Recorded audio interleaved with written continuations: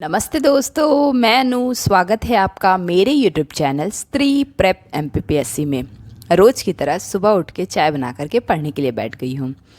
जैसा कि आप जानते हैं, सबसे पहले मैं सिलेबस रीड करती हूँ, उसके बाद पढ़ना स्टार्ट करती हूँ। सबसे पहले मैं आप सभी को बहुत बहुत धन्यवाद देना चाहूँगी मेरी वीडियो को लाइक, शेयर और सब्सक्राइब करने के लिए। आपको मेरी वीडियो कैसी लग रही है आप बता सकते हैं, और आप लोगों की प्रीलिम्स की तैयारी कैसी चल रही है आप ये भी बता सकते हैं। आप लोगों के कौन कौन से यूनिट हो गए हैं और कौन सा यूनिट आपका चल रहा है, और प्रीलिम्स से रिलेटेड और भी आप बता सकते हैं कि आप कौन से यूनिट को किस तरह, मतलब जैसे मानिए कि जो यूनिट आपको टफ़ लग रहे हैं वो आप कैसे पढ़ रहे हैं बता सकते हैं, क्योंकि इससे क्या होगा ना, मुझे भी एक्सपीरियंस मिलेगा और आप भी अपना एक्सपीरियंस शेयर करेंगे तो बाकी लोग अगर कोई कमेंट पढ़ता है तो उन्हें भी इसका फ़ायदा मिलेगा। तो इस तरह क्या होता है ना, जब भी हम YouTube में कोई वीडियो देखते हैं, अगर कमेंट करते हैं तो हम तो डालते हैं, तो जो वीडियो बना रहा है वो तो पढ़ता ही है, साथ में और भी लोग जो वीडियो देखते हैं वो भी उस कमेंट को पढ़ते हैं। तो आप अगर जो भी तैयारी कर रहे हैं एमपीपीएससी के लिए, प्रीलिम्स के लिए जो भी स्ट्रैटेजी कर रहे हैं, अब आप स्ट्रैटेजी तो नहीं लिखेंगे, लेकिन आपकी कौन सी यूनिट हो चुकी है, कौन सी यूनिट आपको टफ़ लग रही है, इससे रिलेटेड आप बिल्कुल लिख सकते हैं। और आप लोगों से मैं कुछ क्वेश्चन पूछना चाहूँगी और इसका आंसर आपको लास्ट में मिलेगा, वीडियो के लास्ट में। तो मेरा एक्चुअली फर्स्ट क्वेश्चन है कि भारत द्वारा निर्मित प्रथम उपग्रह कौन सा है और उसे कब लॉन्च किया गया था। ये जो क्वेश्चन है ये बहुत इम्पॉर्टेंट है, और उसके बारे में अगर और भी इन्फॉर्मेशन आपको पता है तो आप बिल्कुल बता सकते हैं कि इससे रिलेटेड कब लॉन्च हुआ है, किस रॉकेट के द्वारा लॉन्च किया गया है, किसकी, मतलब हमने अपने रॉकेट के थ्रू लॉन्च किया था। जो भी इसके बारे में आपको पता है आप कमेंट में लिख सकते हैं।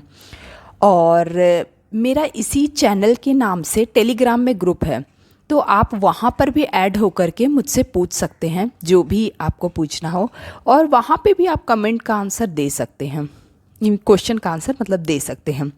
मेरा एक क्वेश्चन और है कि जो एप्पल उपग्रह है वो किस रॉकेट से लॉन्च किया गया था और कब लॉन्च किया गया था।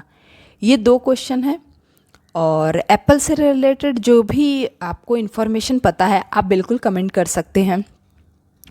और मेरा तीसरा क्वेश्चन है चंद्रयान 1, 2, 3 ये तीनों को कब लॉन्च किया गया था और कहाँ से लॉन्च किया गया था। इसके बारे में चंद्रयान 1, चंद्रयान 2, चंद्रयान 3 ये तीनों के बारे में आपके पास जो भी इन्फॉर्मेशन है आप कमेंट कर सकते हैं।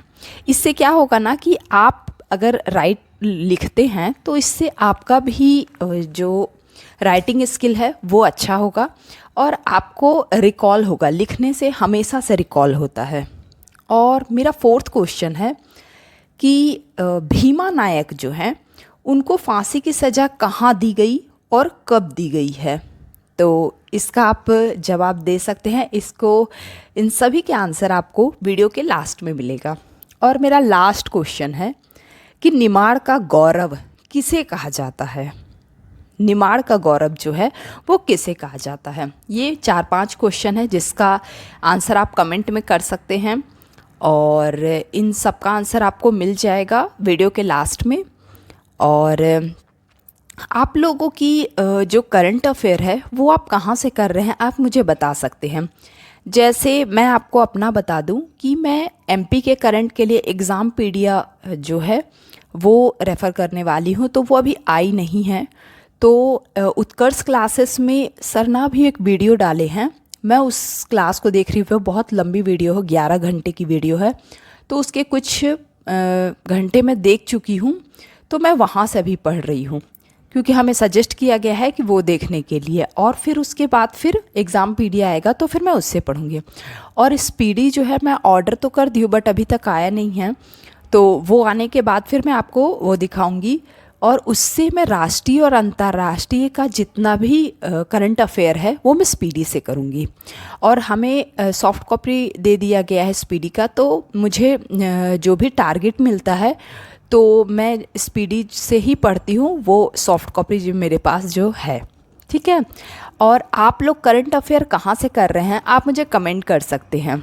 ये सारे क्वेश्चन का आंसर आप कमेंट कर सकते हैं मुझे, और आप बता सकते हैं कि आप जो है वो एमपी हिस्ट्री का सोर्स किससे पढ़ रहे हैं, या फिर आप कुछ पूछ सकते हैं।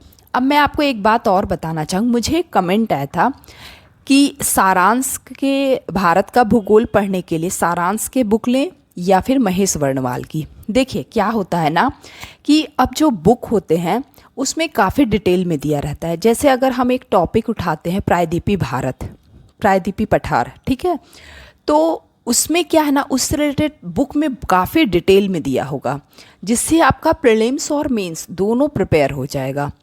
लेकिन यही आप नोट्स उठाते हैं, चाहे आकार के उठाइए, ठीक है, या फिर सारांश के उठाइए, वो एक लिमिटेड ही डेटा देंगे, क्योंकि ये नोट्स है, इसको बुक की तरह नहीं है कि पूरा लिखा जाए। जैसे मैं आपको एक बात और बताती हूँ कि नोट्स में मैक्स टू मैक्स किसी टॉपिक को 2 पेज 3 पेज में कंप्लीट कर दिया जाता है, लेकिन बुक में ऐसा नहीं है। बुक में क्या, थोड़ा डिटेल किया जाता है, उसको कम से कम 7-8 पेज में किया जाता है, और उसमें डिटेल में इंफॉर्मेशन दिया रहता है। उसमें से आपको छांट करके पढ़ना रहता है कि हमें क्या क्या पढ़ना है। जैसे कि बुक में क्या रहता है ना, उसके बारे में जितना भी डिटेलिंग है, यहाँ तक का डायग्राम वाइग्राम जो भी है वो सारा कुछ डिटेल में बताया जाता है। लेकिन नोट्स में क्या होता है कि नोट्स में आप देखिएगा कि जैसे उस टॉपिक से रिलेटेड अगर कोई दिया हुआ है कि उत्तर भारत का मैदान, उससे टॉपिक से रिलेटेड 4-5 लाइन या मैक्स टू मैक्स 10 लाइन दिया होगा, लेकिन सेम टॉपिक का बुक में देखेंगे तो आधा पेज लिखा होगा, उसको और डिटेल में समझाया होगा, उसके और की पॉइंट शॉर्ट पॉइंट जितना भी हो सके बुक में काफ़ी डिटेल में बताया जाता है।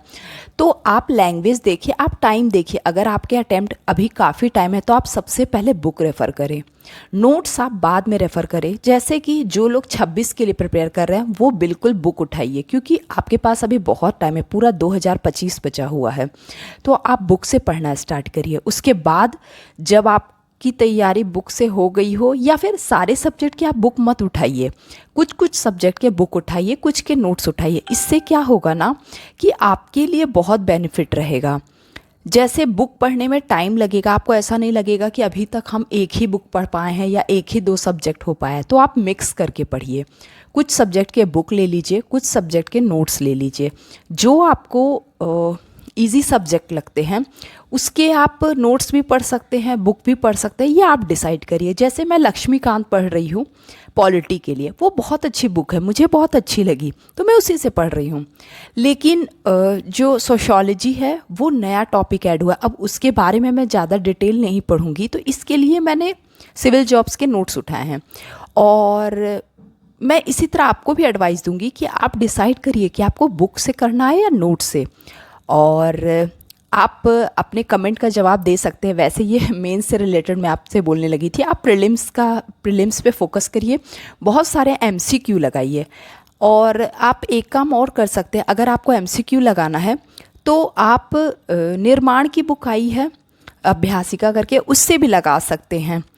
तो और अगर चाहें तो फिर टेस्ट सीरीज़ जो है वो बेस्ट है, 1-2 कोचिंग के टेस्ट सीरीज़ ले लीजिए। जैसे मैं सारांश ICS का टेस्ट सीरीज़ ली हूँ, वो बहुत अच्छा है।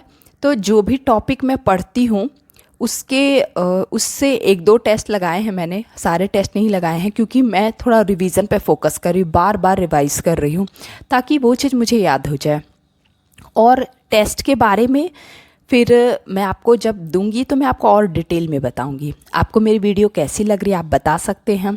आप सभी को मैं लास्ट में फिर से बहुत बहुत धन्यवाद देने चाहूँगी मेरी वीडियो को लाइक शेयर और सब्सक्राइब करने के लिए। Thank you.